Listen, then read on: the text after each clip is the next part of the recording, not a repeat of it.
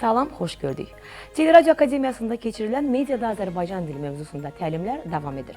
Bugün təlimlər çərçivəsində Azərbaycan Respublikasının əməkdar artisti, peşəkar diktor, jurnalist Gülşən xanım Əkbərova ilə həmsöhbət olacağıq.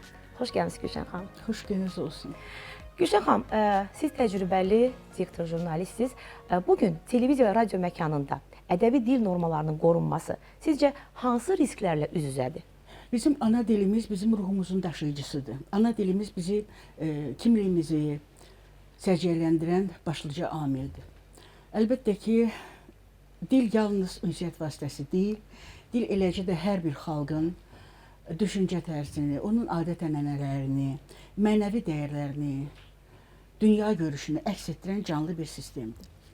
Əsas məsələ odur ki, biz dilimizin saflığını qoruyaq və onu yad təsirlərdən qoruyaq. Bax, budur, əsas problem.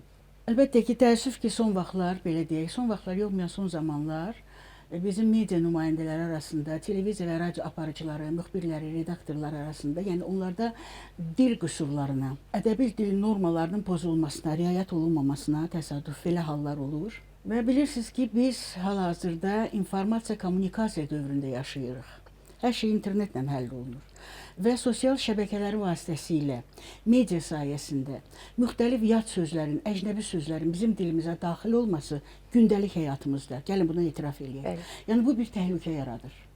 Nə mənada? Yəni yerli yersiz o sözlər işlənir və bizim gözəl dilimizin, Azərbaycan dilinin o təbii axarını pozur.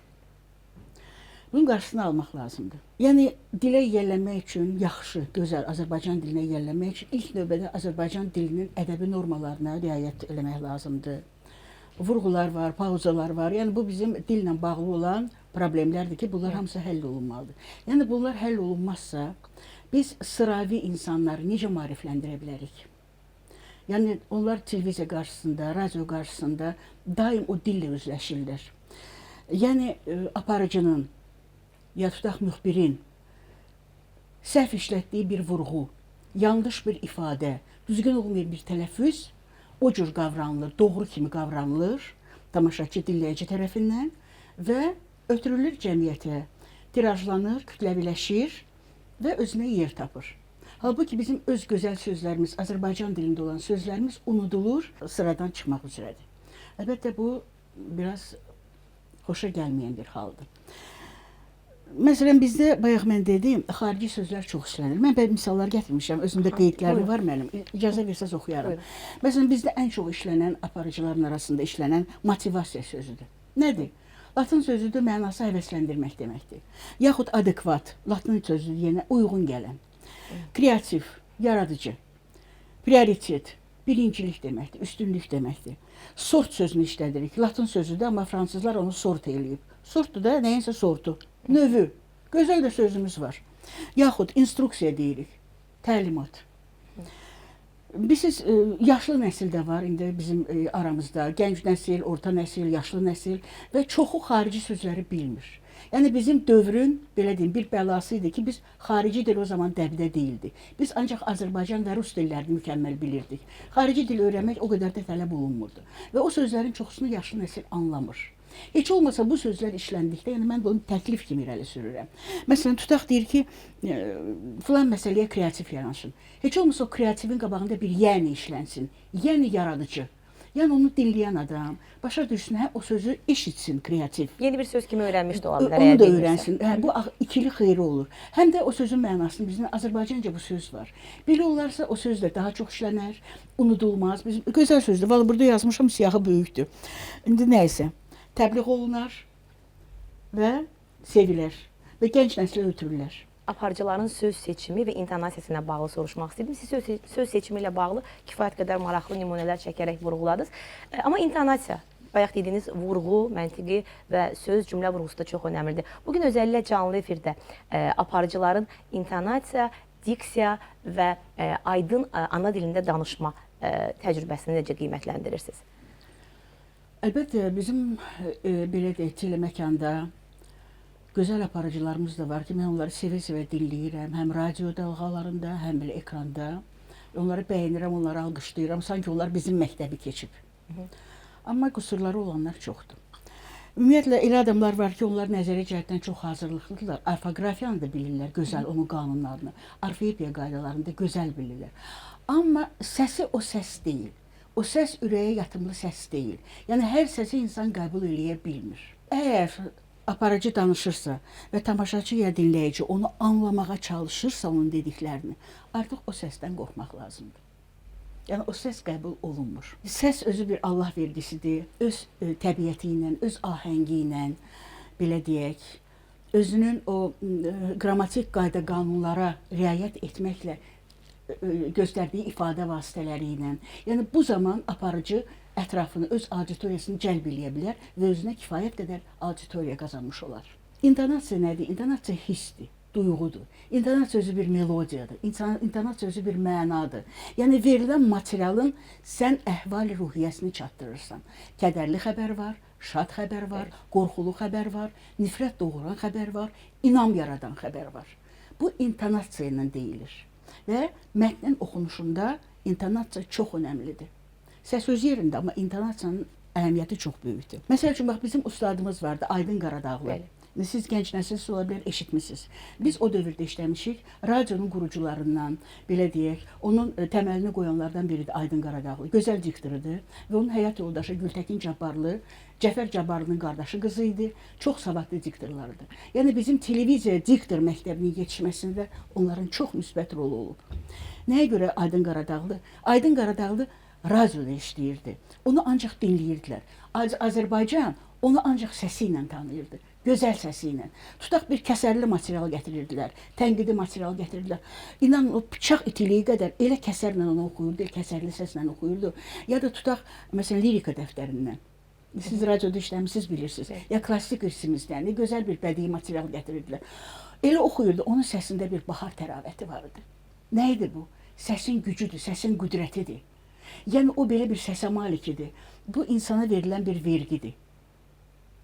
Allah rəhmət eləsin. Yəni o peşəkar bir diktordur. Misal çəkdim, yəni misallar əsasında sualınızı mən cavablandırmağa çalışdım. Əslində bəli, səsin rəngindən, səsin gücündən danışdıq. Bir də səsdə səmimiyyət də hər halda kifayət qədər önəmlidir və yəqin ki, nitq mədəniyyətinin formalaşmasından danışırıqsa biz aktyor məktəbi ilə diktor məktəbi arasındakı fərqlərdən danışmalıyıq. Deyirik ki, bugün aparıcı həm də aktyorluq qabiliyyətinə malik olmalıdır və yaxud artistizm nümayiş etdirməlidir. Bax, həmin o səmimiyyəti bu zaman nə dərəcədə çatdıra bilir? Mən sizə bir söz deyim. Televiziya olmamışdan qabaq heç də radioda yox idi. Nə var idi səhnədə? Meydanda nə var idi? Teatr. Teatr yaşadırdı dili. Xalqa düzgün danışığı, ədəbi dili teatr aktyorları çatdırırdılar.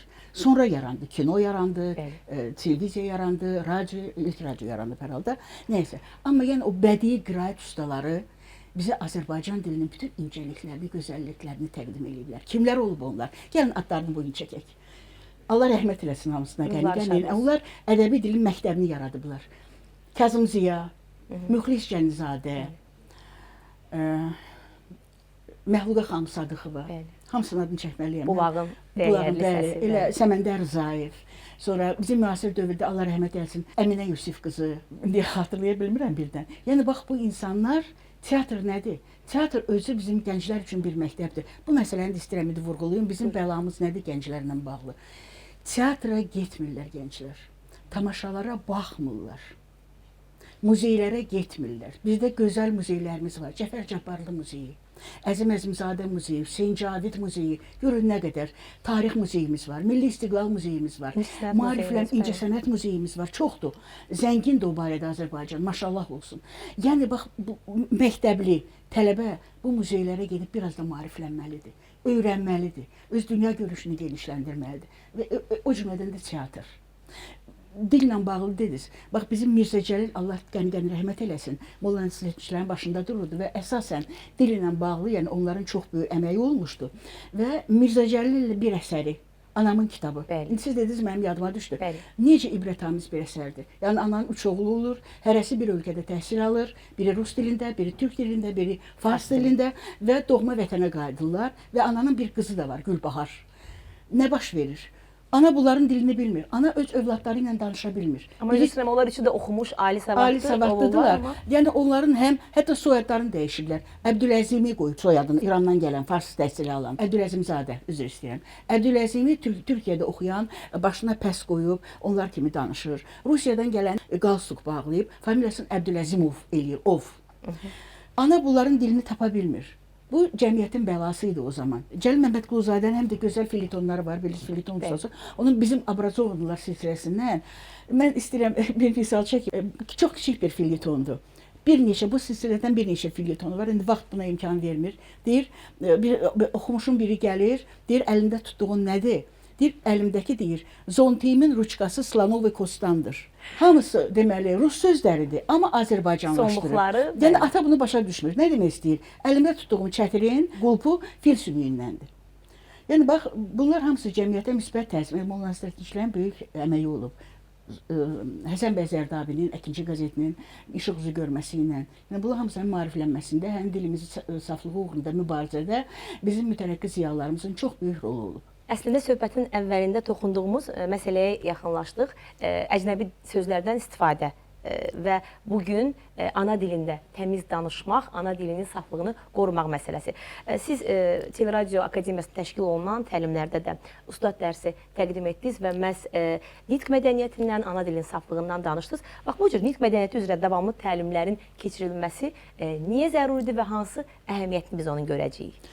Çox zəruridir və bu təkcə mən deyərdim ki, teleradio işçiləri, media işçilərinə şamil olunmamalıdır. Bu yöndə mən deyərdim ki, bizim orta təhsil sistemi, məktəblər, orta məktəblər, ali məktəblər, bizim ziyalılarımız, bizim alimlərimiz bu işdə yəni fəal olmalıdırlar. Bu bir çağırışdır. Bilirsiniz ki, hörmətli prezidentimiz cənab İlham Əliyevin bu yaxında AMİA'nın 80 illik yubileyindəki çıxışında bu bir çağırış kimi səsləndi. Dilimizə böyük həssaslıqla yanaşdı. Dil qorunmalıdır, yad təsirlərdən qorunmalıdır və dilin saflığı uğrunda yəni hamı kütləvi halda mübarizə aparmalıdır.